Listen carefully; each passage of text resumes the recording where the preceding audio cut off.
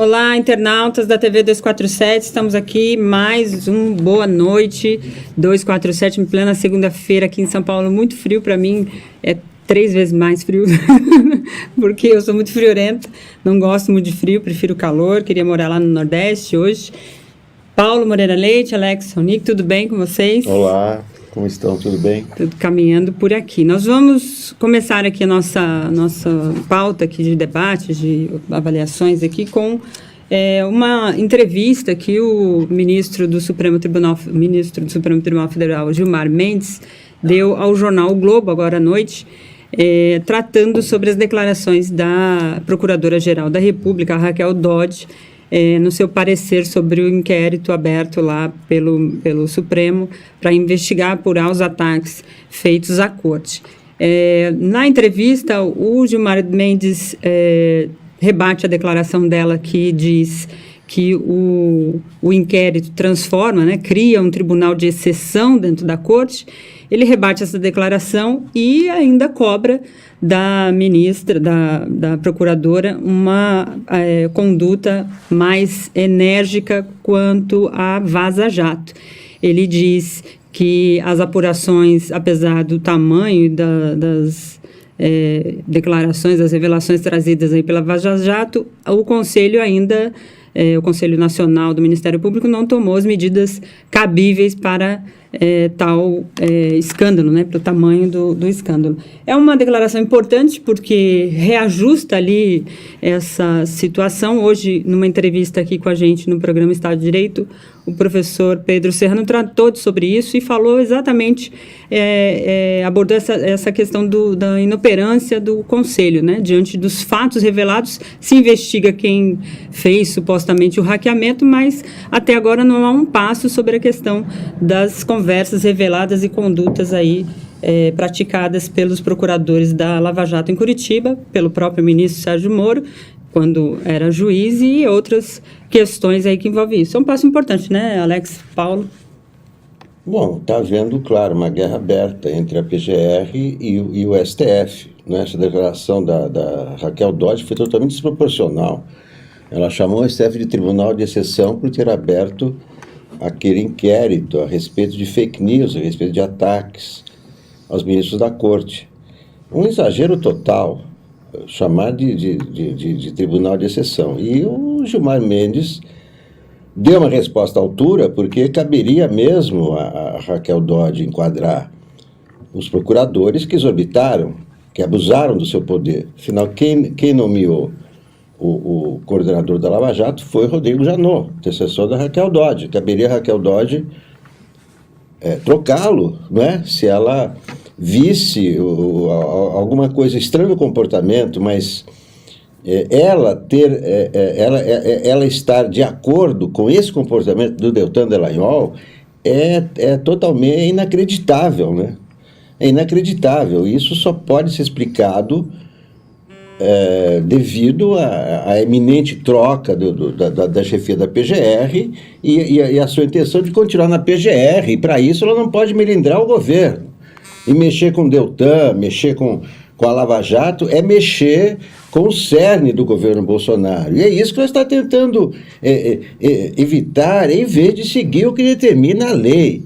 Então, o comportamento dela também está sendo conivente com ações ilegais, que pelo menos os indícios são de ilegalidade, e que ela deveria mandar apurar.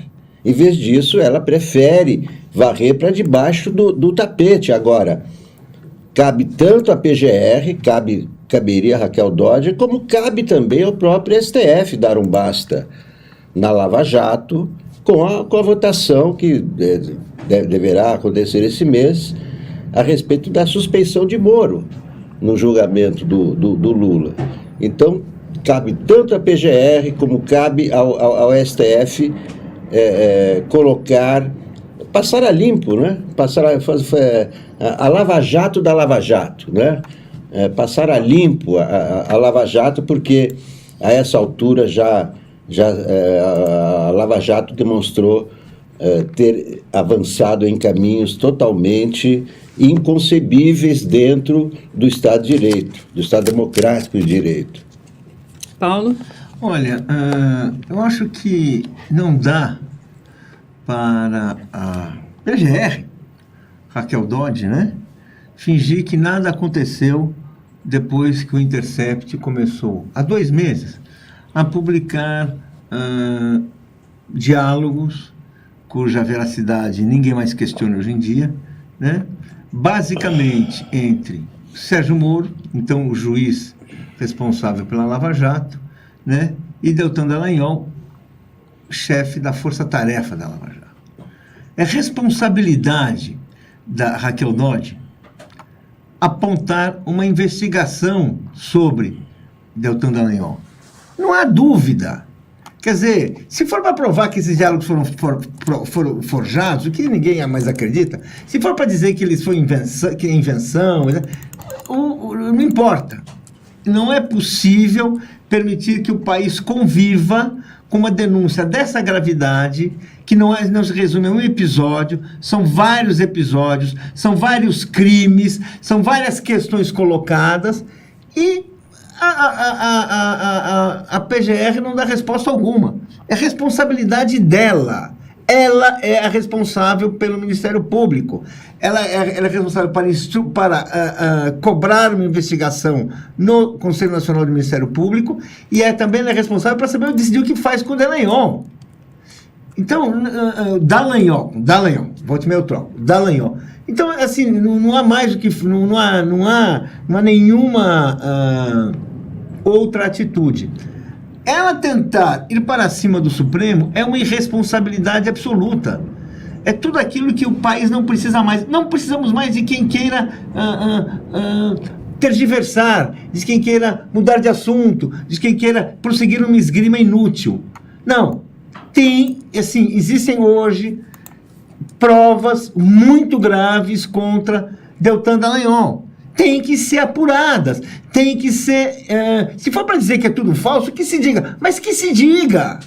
O que não dá agora é para ficar fingindo que há um conflito, porque neste momento este conflito não existe. Existe uma pessoa que se cobriu, está coberta de provas contra si, que está completamente enrolada em seus diálogos, completamente desfigurada pela quantidade de denúncias que pesam contra ela, suspeitas que pesam contra ela. E não vamos nem aqui recapitular, né? Mas se quiser tentar montar uma fundação com dinheiro da corrupção, depois convidar um membro da força-tarefa para montar uma empresa de fachada, cujas esposas seriam as responsáveis, uma atitude clara de esconder-se no imposto de renda, escapar de uma investigação, porque isso é ilegal do ponto de vista do Ministério Público. Ou seja,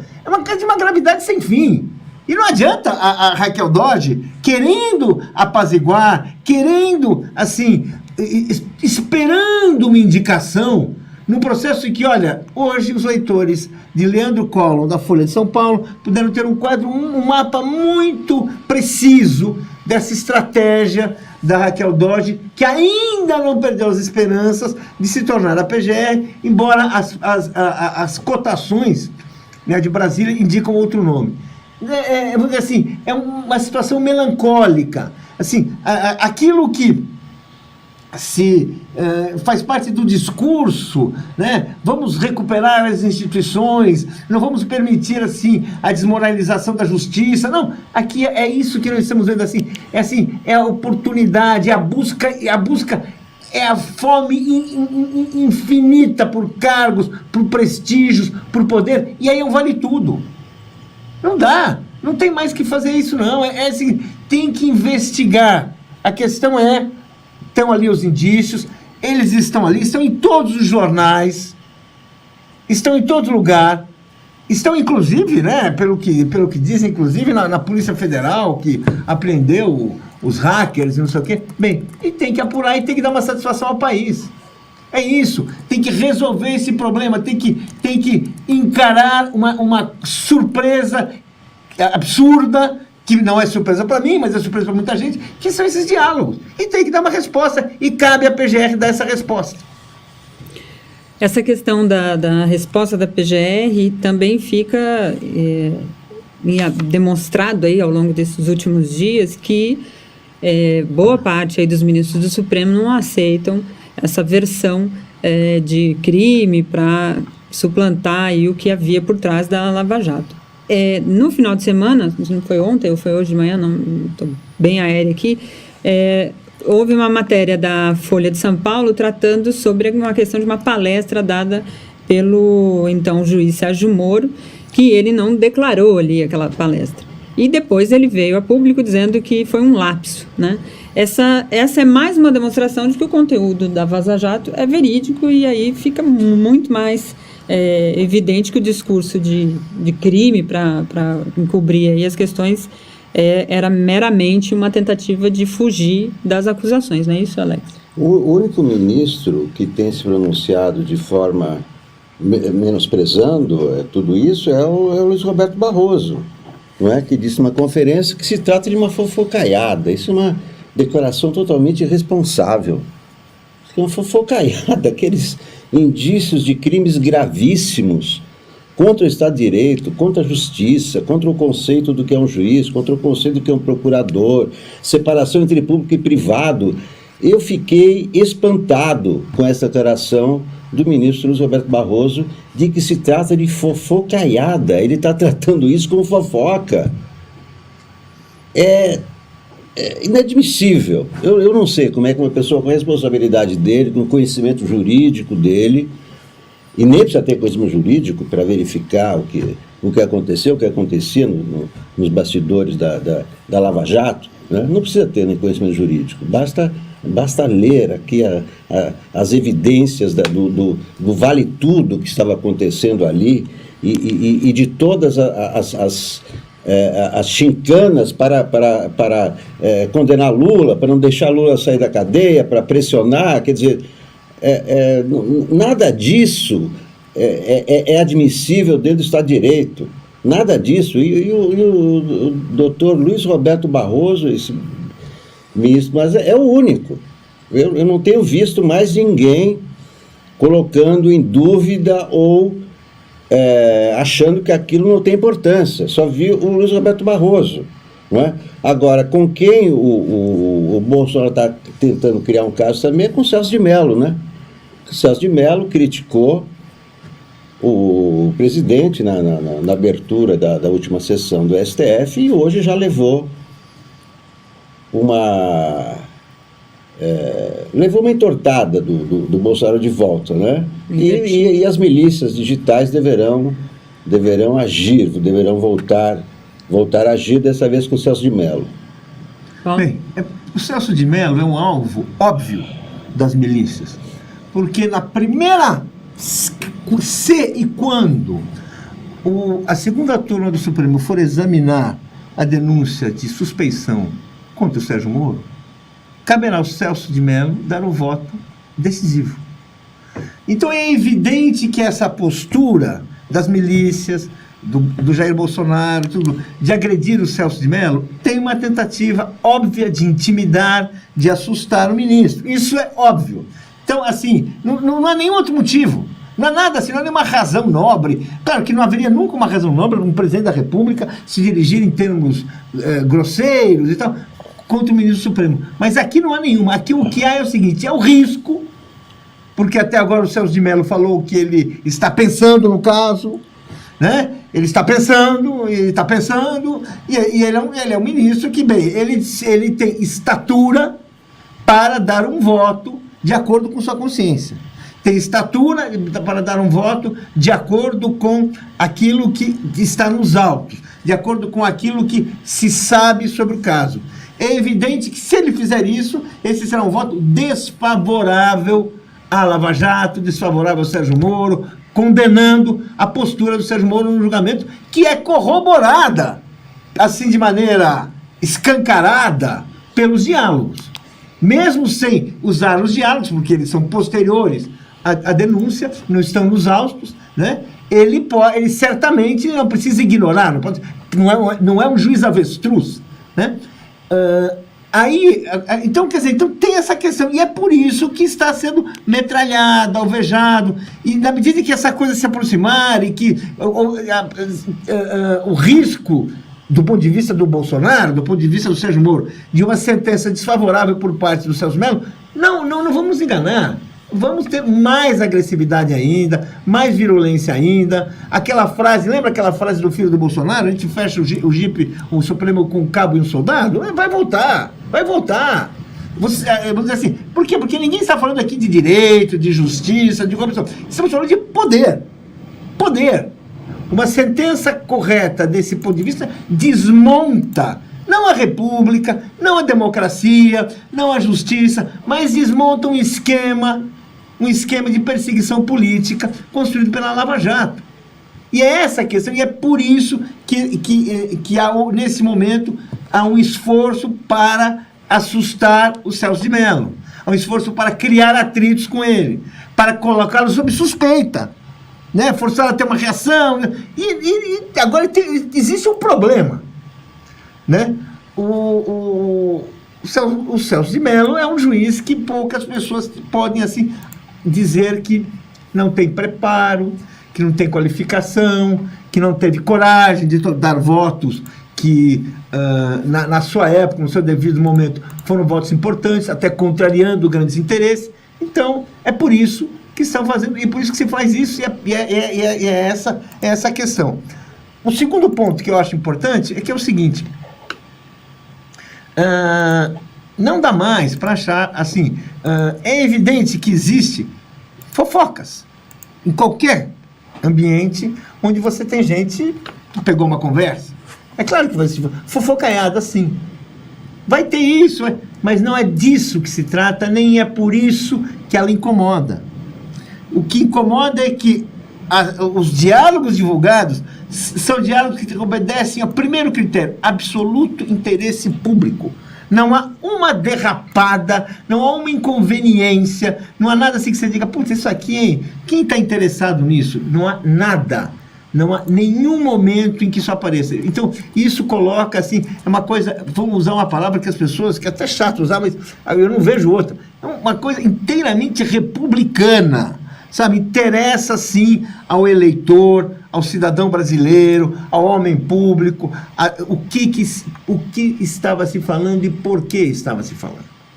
Então é isso que está aí, e é isso que aqueles homens homens e mulheres que pretendem assumir posições de influência, até de responsabilidade na justiça, têm que encarar.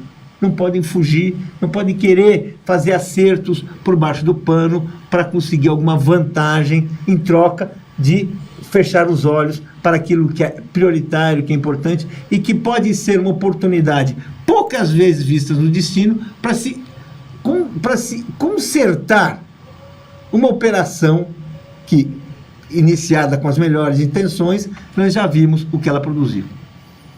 Correto. Vamos pular aqui para a questão aí do Bolsonaro, que também envolve aí o governo e Moro, né? O Bolsonaro foi numa inauguração em Sobradinho, na Bahia, e indagado a falar sobre a questão aí dos governadores do Nordeste e, enfim, as críticas resultantes aí das suas declarações em relação aos paraíbas, né? Governos paraíbas, como ele se referiu pejorativamente lá há algumas semanas. Ele disse que não vai negar os recursos aos governadores do Nordeste, mas ele botou uma condição, né, Alex? Não, é o seguinte, ele de novo discriminou os governadores do Nordeste hoje, né? Ele disse que só dará recursos ao Nordeste se os governadores forem parceiros dele. O que significa ser parceiro dele? Por que ele não pôs essa condição aos governadores do Sudeste? Os governadores do Norte? O que tem os governadores do Nordeste diferente? Ele mesmo disse o que tem diferente. São socialistas. É claro que declaração discriminatória e mentirosa, né? Não tem nenhum governador socialista. O governador que é do PSB, o nome do partido é Partido Socialista Brasileiro, né? Ninguém é socialista, né? Eles estão todos no regime capitalista e etc. Mas é uma visível discriminação. O que ele quer? Coloque o nome do governo federal na placa? Claro que isso aí os governadores colocam, mas o que ele quer dizer com parceiro? Ele não pode impor condições. Mesmo porque são recursos que não são dele, né? São recursos produzidos por impostos até estaduais que vão para Brasília e tem que retornar para de onde vieram. Então é uma discriminação com o Nordeste e com os nordestinos, claro, porque quem é beneficiado ou prejudicado com recursos ou com a falta deles? Os moradores do Nordeste. Então, mais um ataque aos nordestinos, e a ameaça dele é clara, a intimidação dele é clara. Ele diz assim, não, se os governadores não forem meus parceiros, vou mandar os recursos diretamente para os municípios. Porque os municípios, os prefeitos são do partido dele. Ou seja, discriminação a uma parte do Brasil e que é terminantemente proibida pela Constituição. Paulo? Olha, resumindo aí, eu concordo com o Alex, é discriminação, isso é inconstitucional. Exato. Um presidente da República não tem... É absurdo o presidente da República ter coragem de dizer isso. Porque isso é uma questão assim, sabe? Vamos dizer assim, a dizer abertamente, olha, para receber aquilo que a população tem direito, que o Estado tem direito, tem que vir aqui. O que é isso? Beija a mão. Que é isso? É o quê? É o imperador Bolsonaro? Bolsonaro I? Jair IV? O que é isso? Não tem, assim, não há nenhuma... É inaceitável isso. Sabe assim, todos obedecem à mesma Constituição, todos têm o mesmo compromisso público, e ninguém pode usar os recursos públicos assim, e dessa forma descarada. Ele quer o quê? Que eles se subordinem, que eles abaixem a cabeça, que eles se transformem em aliados. Ou seja, ele quer obrigar as pessoas a serem aliadas dele, coisa que ele nunca foi na sua vida. Ele passou a vida, falando inclusive em matar adversários, fuzilar presidentes. E agora quer o quê? O que é isso? Não, olha, não faz sentido. Vou ler aqui alguns comentários dos nossos internautas que estão acompanhando a gente aqui desde o início. Obrigada pela audiência. O Anderson Fernandes Bentes Monteiro. Os caras lucraram em cima da demagogia da Lava Jato e tem por obrigação agora responder por elas. Pelas suas más condutas e, portanto, punir as ilegalidades, aponta aqui o Anderson. A Elizabeth Galvão, boa noite, PML, Alex e Daiane, obrigada, assim como ela, várias pessoas aqui mandaram boa noite aqui pra gente. O Thiago Loures, esse bolsonarismo vê socialismo em tudo, o sujeito é doente, afirma o Thiago. O Zaitsev, acho que é esse o perfil 19721. O Bozo não sabe o que é socialismo e fica vomitando asneiras. Difícil mesmo. O Anderson, que comentou lá em cima, ele diz: Bolsonaro gosta de bajulação, né? Falando sobre essa questão aí dos nordestinos. Ele é o repasse de verbas, diz ele. E o Thiago também complementou chamando de chantagem esse comportamento do presidente Jair Bolsonaro. Eu queria saudar aqui a Aparecida Pelizon, que entrou como membro aqui do nosso canal. Faça como ela, seguindo aqui as orientações do Alex, que ele sempre me lembra, você tem que chamar o pessoal para ser membro, para tocar lá e se inscrever, para tocar lá o sininho quando a nossa programação estiver no ar. Então, faça como ela, como a Aparecida, e seja nosso membro aqui no canal e contribua com a nossa programação. Eu vou entrar aqui também dentro desse assunto Bolsonaro. Hoje teve o anúncio da nomeação, pelo menos a princípio, né, do presidente do INPE, que vai ocupar lá o lugar do Ricardo Galvão após as críticas do presidente Jair Bolsonaro sobre essa questão do desmatamento.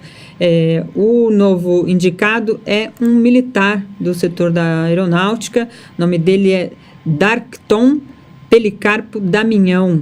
Ele foi nomeado presidente interino aí do INPE, né, o Instituto Nacional de Pesquisas Espaciais, aí pelo ministro Marcos Pontes. E, a princípio, segundo um vídeo publicado nas redes, o ministro disse que é um processo de mudança, de transição, mas por tudo aquilo que o Bolsonaro declarou, preocupa essas mudanças, né, Paulo? Sem dúvida, sem dúvida. Bom, outro já era um coronel também, né? Quer dizer, o outro é o coronel, desculpa, Ricardo, estou confundindo com... Não, estou confundindo com o Marcos Pontes, que é o coronel que está lá. Não, o cara do INPE. Bom, o militar... Hoje eu estava lendo comentários do Carlos Fico, né, historiador, sociólogo, etc., do Rio de Janeiro, da UFRJ. A visão dele é o seguinte, que o Bolsonaro era uma grande matéria mostrando centenas de militares da ativa e da reserva que estão ocupando cargos nesse governo, né, muito mais do que em qualquer outro governo. Claro que causa preocupação, por quê, né? Por que tantos militares, né? Onde já se viu, etc. Para ele, né, que é um estudioso e tal, um cara competente, etc., para ele significa o seguinte: como o partido do Bolsonaro, que eu peço, ele não tem quadros, a visão do Carlos Fico, ele está recorrendo aos quadros, aos quadros militares, porque são as pessoas que ele conhece, né? São as pessoas próximas dele, e que não seria assim, a presença dos militares não seria uma ameaça à democracia, não seria, mas evidentemente que para a sociedade civil é muito esquisito mesmo, cada vez mais militares ocupando cargos civis, não é? Os militares deveriam estar nos seus cargos de defesa, dos seus ministérios, né? Dedicados a eles, né? Com as suas tarefas, defender as fronteiras, defender a soberania, que é isso que o Brasil precisa, né? A principal missão dos militares é defender a soberania do nosso país, né? E não ocupar cargos no governo. O Bolsonaro disse, Paulo, que os brasileiros que denunciam, falam sobre desmatamento, são maus brasileiros, né? Falam sobre desmatamento? Dentro da linha de que não pode divulgar dados, né, sobre desmatamento, que ele diz que são controversos, que não é bem assim, não está desmatando nada e tal, ele diz que são maus brasileiros. Essa ideia de mau brasileiro e botar um representante militar, né, a princípio, é claro que a gente não sabe qual é a linha desse novo presidente, então precisa exercer o cargo e a gente vê o que ele vai fazer efetivamente, mas é um sinal de que eles querem controlar as informações ali sobre essa questão do desmatamento, que politicamente, interna e externamente, tem muita importância. Né? Bem, primeiro, quer dizer, é absurdo um presidente que pretende chamar alguns de maus brasileiros. Isso significa que isso significa que eles se consideram no direito de dizer quem é bom brasileiro. Isso é assim, é aquela coisa mais básica de ditadura, né? Aquela coisa assim, olha, você seleciona as pessoas e, claro, pelo seu gosto político, pelo seu apetite político, você vai dizer que pessoas são bons brasileiros e outros são maus brasileiros. Na verdade, quer dizer, a questão do desmatamento vai muito além de uma coisa simples, é uma coisa que envolve muitos interesses complexos, diversos, tanto interesses brasileiros como interesses externos estão em jogo. Tem que saber que interesses tem que se privilegiar. Essa postura que ele tem, assim, aquela postura assim, sabe, é um ditadorzinho, que acha maus brasileiros. Quer dizer, o próximo passo dele é começar a chamar as pessoas de maus brasileiros. Ele vai chamar pessoas que têm prestígio internacional, que já fizeram muito pelo Brasil, de maus brasileiros. Mas o que é isso? Sabe, assim, não tem sentido, não. Eu acho que tem mais coisas para falar sobre militares, mais do que essa visão do professor Fico, que é um professor ali que existe, que tem sua importância, mas eu acho que, assim, acho que a gente tem um dia com muita coisa para falar, né? Acho que a gente podia seguir o assunto aí, só lembrar o seguinte, quer dizer, o Bolsonaro, ele conseguiu alguns momentos decisivos na campanha, como o veto, a presença do Lula na campanha, como a votação do Supremo contra, né, o trânsito em julgado, que teria permitido que o Lula participasse da campanha, com a ajuda do então comandante do Exército, que é hoje que é o general Vilas Boas. Teve um papel tão importante que ninguém recebeu uma homenagem pública tão clara, tão devotada, como o general Vilas Boas, logo depois da posse. O Bolsonaro lhe disse assim, publicamente, o senhor é um dos responsáveis por ele estar aqui. Então, isso é uma frase importante que não escapou a ninguém. Então, eu acho que essa importância que comandantes militares assumem num país que enfrenta uma crise, que enfrenta um processo de várias tentativas de enfraquecimento das instituições, essa questão militar, essa presença militar, ela tem um significado maior do que uma simples questão profissional, né? De contatos profissionais. Não é o LinkedIn que faz você... não é por causa do LinkedIn do Bolsonaro, onde certamente deve ter mais militares do que no meu, que faz ele fazer essas opções aí, né? Vou endossar esse comentário do Paulo com um comentário da Ione Tchengo Breder. Ela diz, pois eu penso que o Bolsonaro está dispondo dos militares como em um tabuleiro, colocando nos pontos chaves para controle e subjugação, aponta aqui a Ione. Tem um superchat aqui do Américo Machado, ele diz, vamos mudar o nome de Operação Vaza Jato para Operação Imprensa Justa ou Toga Podre. Vaza Jato não mantém a Lava Jato e em evidência, diz ele. Viva o Paulo, Alex, venha ao Recife. Adoro a dialética ranzinza de vocês, diz ele aqui o Américo Machado no seu superchat. Essa questão da Vaza Jato, eu acho que acaba entrando numa forma de você justamente associar a ideia da Lava Jato, que é a operação da Polícia Federal, né?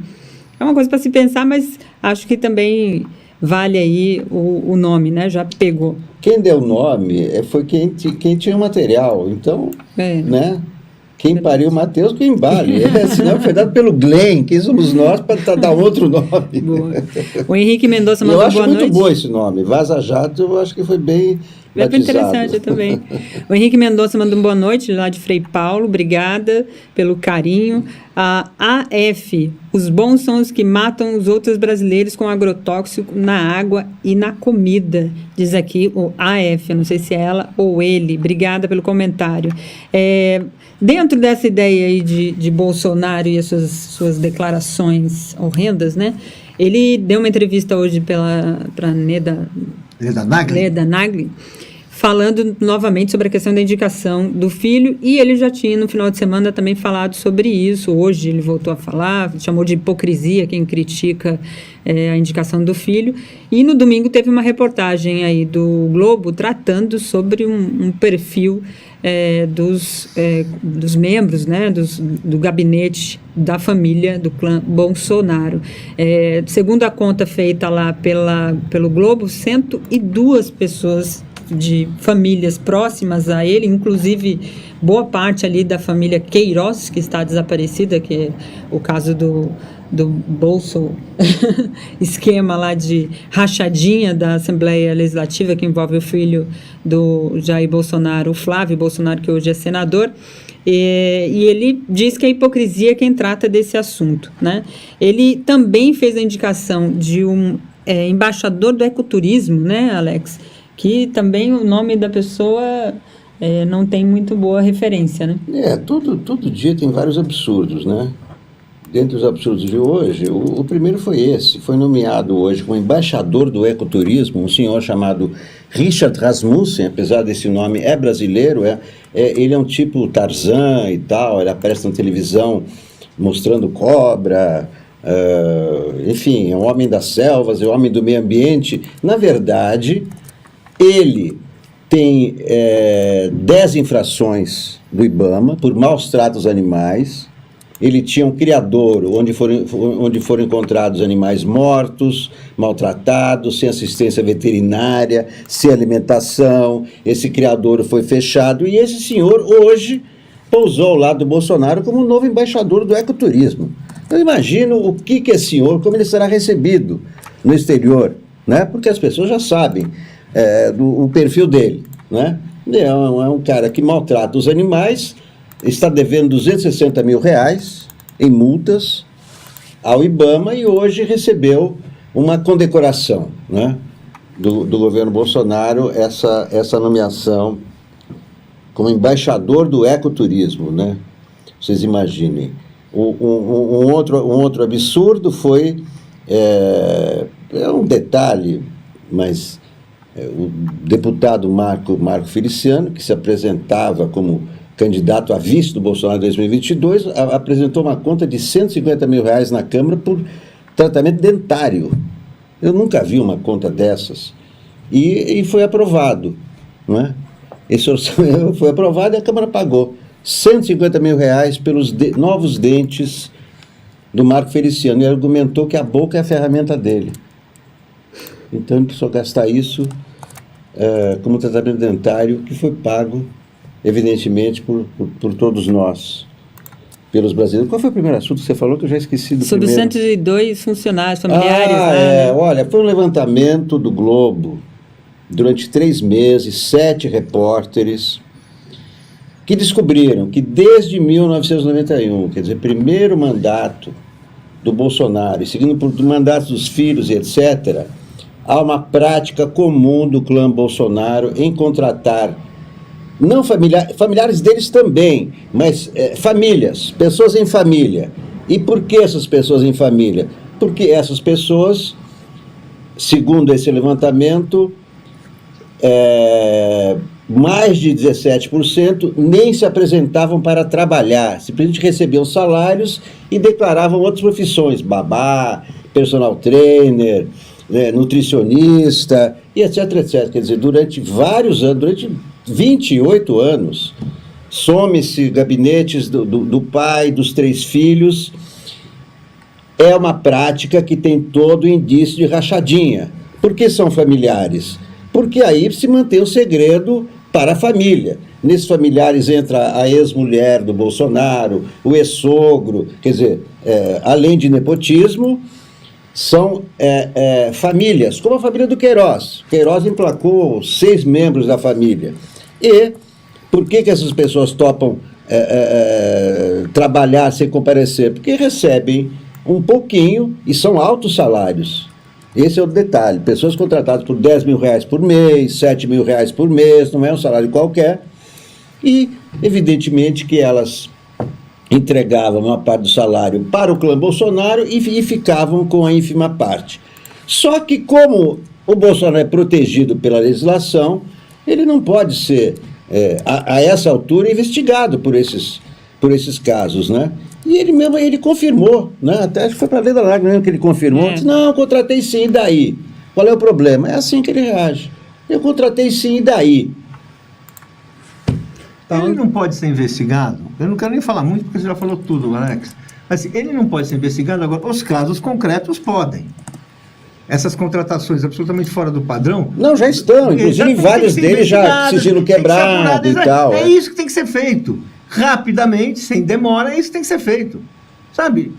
Sabe, é um escândalo. 102, realmente você está montando um partido dentro do Estado, você está usando o Estado para criar lealdades, muitas vezes desleais em relação ao próprio Estado, e tem que ser investigado. E é demagogo, né? Claro. De tudo, porque fez uma campanha... Claro, mas e a campanha dele, o que foi, né? Do que ele acusava os outros, né? E todo o grupo que apoiou ele também, que vem dessa demagogia de acusar, apontar para os outros, mas quando está na sua condição, faz isso. E isso nós estamos em 7 meses de governo, então é bom avaliar bastante. A Ritinha Bifano manda um superchat aqui para a gente e diz, esses militares, pelo que estão fazendo, nada, ela bota entre parênteses, né? Só estão aproveitando para faturar mais um troco, diz ela aqui, a opinião da Ritinha Bifano. O JLB, que tal parar de chamar Bolsonaro de presidente e chamá-lo de usurpador? O Guaidó chama o Maduro assim e é aplaudido pelo débito do Estado americano, Departamento do Estado americano. A Maria Cristina de Medeiros manda também um superchat e diz, milhares de pessoas na frente, povo sem medo. MTST agora nas ruas em São Paulo. Bem lembrado, tem uma série de mobilizações já iniciando. Hoje foi a retomada aí das atividades do parlamento, né? E tem uma manifestação agendada aí para o dia 13 pelas centrais sindicais, juntamente com os setores da educação, para mobilizar aí todo o país num grande dia nacional de luta contra a Previdência. Essa agenda do Congresso entra num ritmo que mostra um pouco de desaceleração. Hoje não houve sessão, A sessão teve que ser cancelada, porque só havia 41 parlamentares, quando o mínimo é 50. O ritmo das coisas ainda estão muito lento, justamente por conta aí desses recessos todos, e os acontecimentos também fazem esse tipo de recuo, né, Paulo? Essa situação, o parlamento vai querendo saber quais são as posições dos outros e tal. É verdade. Mas nós temos, assim, uma grande agitação no mundo, né? Que a gente poderia falar um pouco, né? Exato. Essa grande agitação da China. A agitação que o Paulo está se referindo é a guerra comercial entre a China e os Estados Unidos. Precisa... Ele não queria falar sobre isso, agora quer falar. Claro. Vamos falar sobre isso, então. Foi o assunto, o tema aí do programa do Léo ao Quadrado, né? A gente vai abordar um pouco disso aqui, porque essa guerra comercial tem efeitos práticos e, pelo que tudo indica, todas essas operações Lava Jato e outras ações externas dos Estados Unidos também têm interesse por conta dessa briga comercial entre China e Estados Unidos. Diga, Paulo.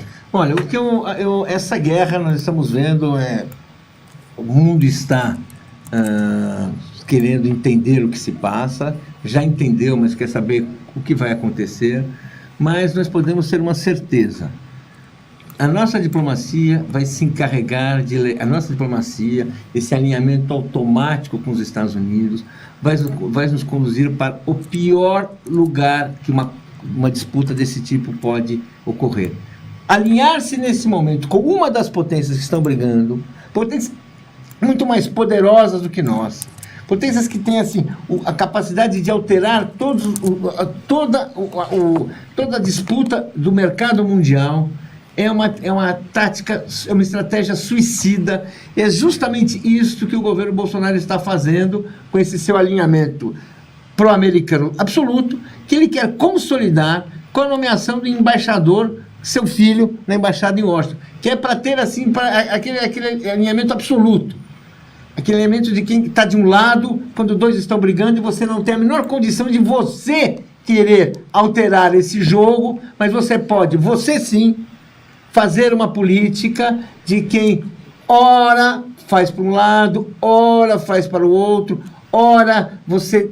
E aí você encontra, porque é disso que se trata, é isso que esse governo perdeu, é essa discussão que nos cabe fazer. Você encontra o interesse nacional, você encontra a soberania. E aí a gente tem que lembrar do Brasil que saiu da Segunda Guerra Mundial.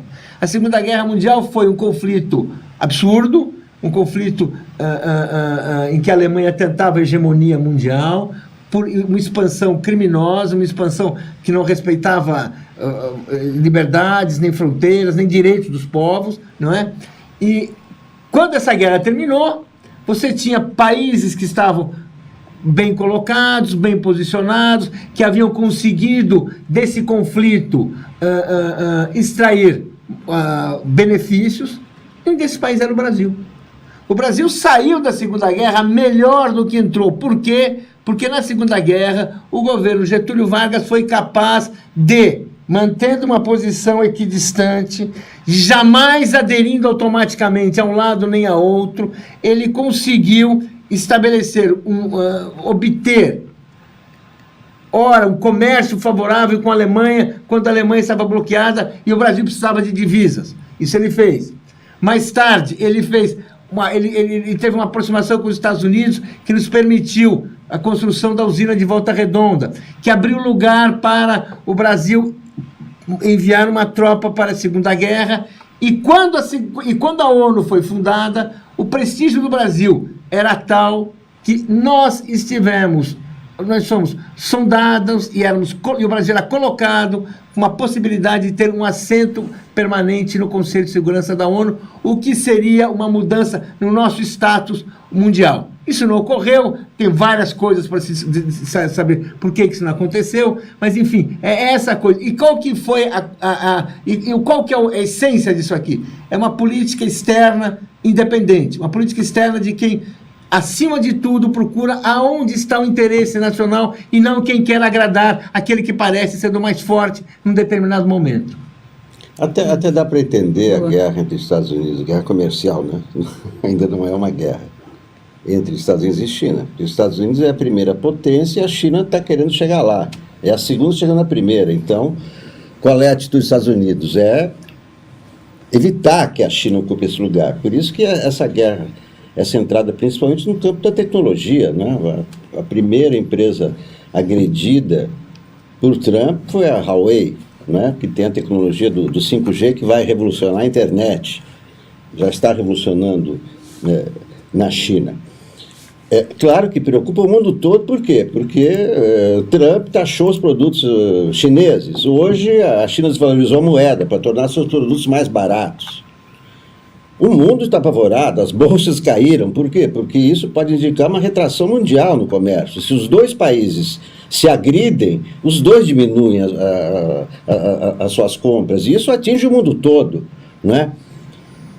E o Brasil também, né? Claro, o Brasil também pode ser atingido, não é? Porque na guerra, na questão tecnológica, o Brasil nem tem como participar, né? O Brasil teria a ocupar o espaço na agricultura, né? É nisso que o Brasil poderia ocupar o lugar dos Estados Unidos na guerra com a China, se tivesse, claro, uma política externa independente, mas uma política externa alinhada aos Estados Unidos, desastrosa, como o Paulo já mostrou, né?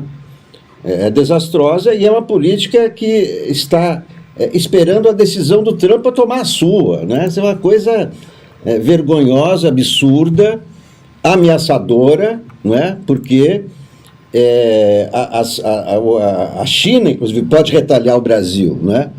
Então, a posição do Brasil é muito vulnerável nessa imensa crise, é muito vulnerável, muito preocupante a situação. Vou ler aqui um comentário do Wipe Moto, é o perfil dele, ele mandou superchat aqui pra gente e diz: e o PL 2418 de 2009 é o nosso Patriot Ato Tabajara. Alguém irá barrar na Câmara ou não? Pergunta ele aqui. As concentrações lá, por enquanto, é para reforma, né, Paulo? É verdade. Você tem que ver se ele passa no plenário. Acho difícil passar uma proposta como essa. Primeiro pela questão constitucional que está envolvida, né? Fazer monitoramento por redes sociais, até o Alex tinha apontado isso aqui, acho que é difícil até por conta dos próprios aplicativos, Facebook, WhatsApp. É claro que deste governo a gente espera tudo, né? Inclusive aquilo que está fora da Constituição. A Aurésia Amaro fala: Dani, vem morar aqui em Goiânia, que é bem quentinho. É uma boa proposta, viu? Prefiro os lugares quentes. A Bibi Namastê, que manda um superchat aqui pra gente, diz: contra a estupidez, até os deuses lutam em vão. Ela diz que desconhece o autor, mas vivemos hoje sob uma égide da estupidez. Vocês concordam?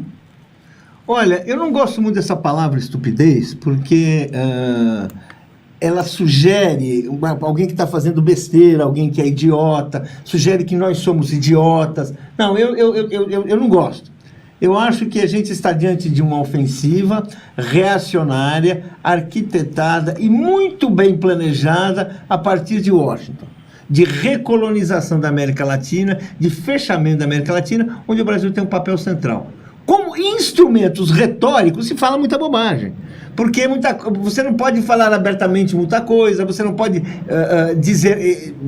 defender exatamente, objetivamente o que você quer, e muitas das suas ideias são indefensáveis, são impopulares. Então você fala coisas que são manobras retóricas para confundir, para deixar as pessoas meio paralisadas em vez de que elas possam reagir. Mas então eu não gosto dessa palavra. Claro que, do ponto de vista da razão, são coisas estúpidas. Do ponto de vista da razão, que eu acredito que seja racional, daquilo que eu acredito que é o racional e é o melhor para o povo brasileiro, para a maioria dos brasileiros. Agora, estupidez, sabe? Alex, quer comentar? Posso? Não, é o seguinte, isso é um governo de extrema-direita, que é praticamente uma ditadura, e um congresso de direita. É isso que nós estamos assistindo. Agora, estupidez, grosseria, intimidação, ameaças são características de um governo fascista, de um governo de extrema-direita. E é isso que acontece a todo momento. A truculência, claro que tem a ignorância. A ignorância está aí, solta, né? Basta ver as declarações. Não é? O guru do governo é um cara que diz que a Terra é plana, quer dizer... São demonstrações claríssimas de ignorância, de estupidez, de truculência, de ameaça às liberdades e tudo isso. Isso é um governo de extrema-direita que os brasileiros elegeram pelo voto. como efeito desse tipo de comportamento, né, dessa ideia truculenta, a gente tem visto pipocar várias situações em todo o Brasil, em diferentes casos, né, mas muito pontuais em relação à conduta, né? Um torcedor foi preso, ele postou isso nas redes sociais, o nome dele é Rogério Lemos Coelho, torcedor do Corinthians, estava assistindo o jogo ontem, um clássico, que empatou em 1-1, infelizmente, não sei se tem alguém palmeirense aqui, mas eu sou corintiana, sou de Itaquera, corintiana, e ele foi preso porque gritou contra palavras de ordem contra o governo Jair Bolsonaro. E foi preso, levado à delegacia. Depois a polícia disse que ele foi levado porque ele podia ser ferido e tal, mas a informação dada pelo próprio torcedor não condiz com a versão dada aí pela polícia. É mais um sinal desse discurso reverberando na prática, né, Paulo? Olha, vamos falar a verdade. Esse governo, a gente não sabe onde ele vai parar, até onde ele vai conseguir nesse esforço de reverter a democracia, de castrar nossas liberdades, de reprimir. A gente não sabe, mas a gente sabe aonde ele está começando. Ele está estimulando atos como o da PM no estádio de futebol. Eu nunca vi isso. Campo de futebol é lugar das pessoas xingarem a mãe, o pai, o tio, a tia, o governo, a oposição, quem você quiser. Aliás, se fosse para prender, eles iam ter prendido na Copa do Mundo, né? Quando xingaram a Dilma, de uma maneira ofensiva, né? Não, ali ficou. E aí é isso. É evidente, em várias formas, assim, em várias oportunidades, forças assim que são comprometidas com o governo, seja abertamente, ou seja de uma maneira mais velada, né? E a gente sabe que na PM existem segmentos inteiros, que são segmentos assim, que estão assim, esperando por uma oportunidade para dar o troco na turma dos direitos humanos. E são loucos para ter gestos, não é unanimidade, mas para ter gestos assim de um regime de força, medidas que eles poderiam tomavam no passado, que eles foram impedidos. Então é isso aí, é também o caso daqueles 2 militantes do movimento Sem Teto de São Paulo, que estão presos, a gente não sabe mais há quanto tempo, não é? E acabou, e são investigados por inquérito que diz respeito a um outro caso, onde não há nenhuma acusação específica contra eles estão lá. Então nós tivemos também aquela reunião do PSOL no fim de semana, em que foi a PM de São Paulo, mais uma vez, foi lá pedir documentos. Eu sou do tempo em que se parava para pedir documento na rua. E claro que aquilo eu sou do tempo assim, quando eu era jovem, ditadura militar, você estava andando na Vila Consolação, a PM, as viaturas da PM iam subindo e parando para pedir gente com farol na cara. Para quê? Para intimidar, para dar uma incerta, de repente abrir uma mochila, né? Ou seja, isso não existe, isso é um desrespeito à liberdade, é um desrespeito fundamental. Você não pode ser obrigado a dar documentos a menos que tenha um motivo.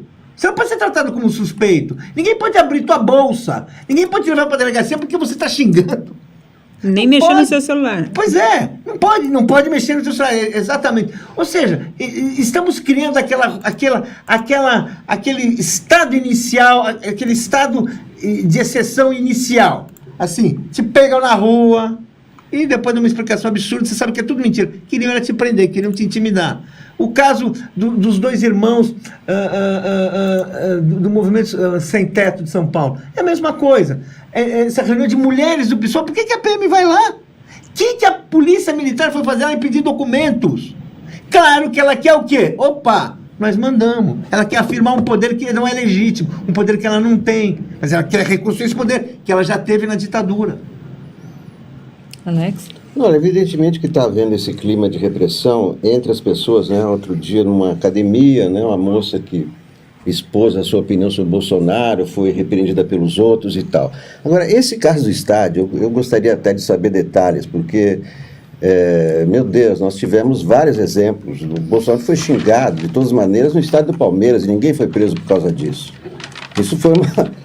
Né? Quantas vezes já foi vaiado, xingaram o Bolsonaro e ninguém foi preso. Então, esse caso desse torcedor do Corinthians, eu não sei, a gente tem que ter também a serenidade, o equilíbrio para não verem tudo o demônio que está ali, né, nos perseguindo. Precisa ver o que aconteceu realmente com esse torcedor.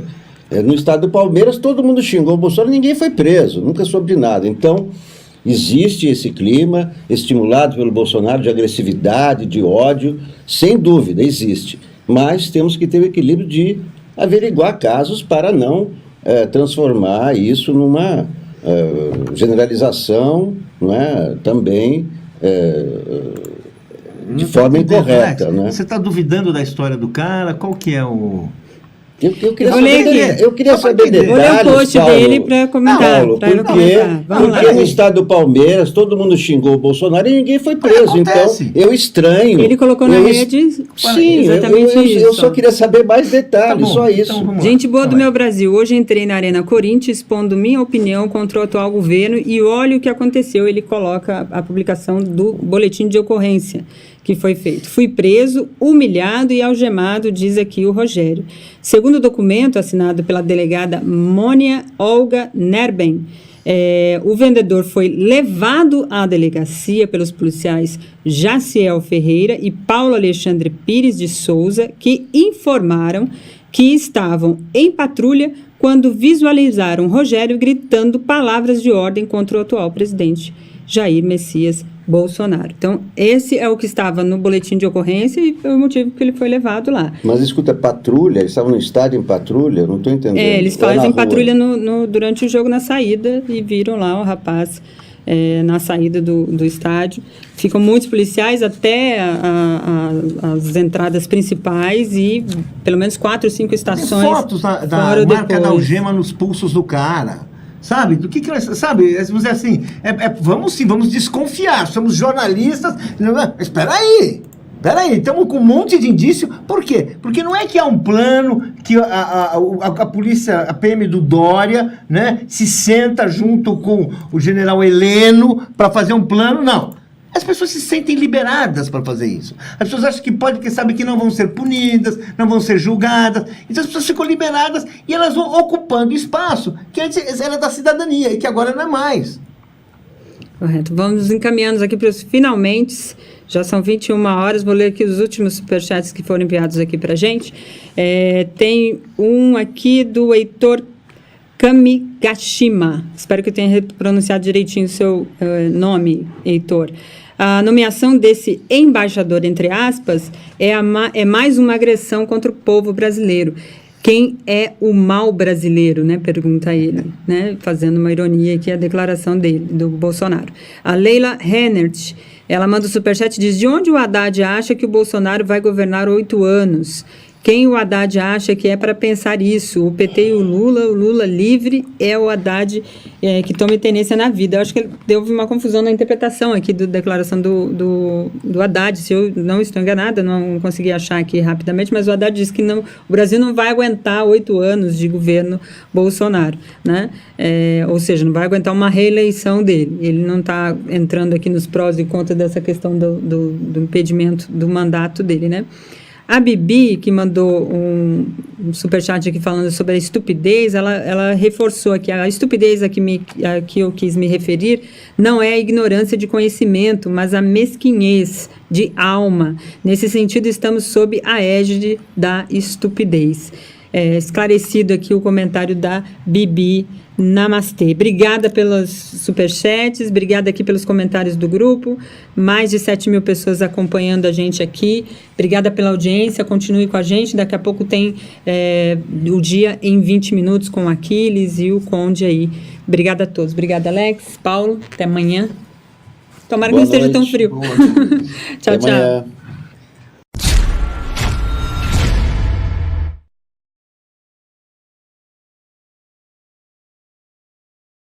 Gente, eu sou Helena Chagas, jornalista, e eu apoio a campanha solidária de assinaturas do 247.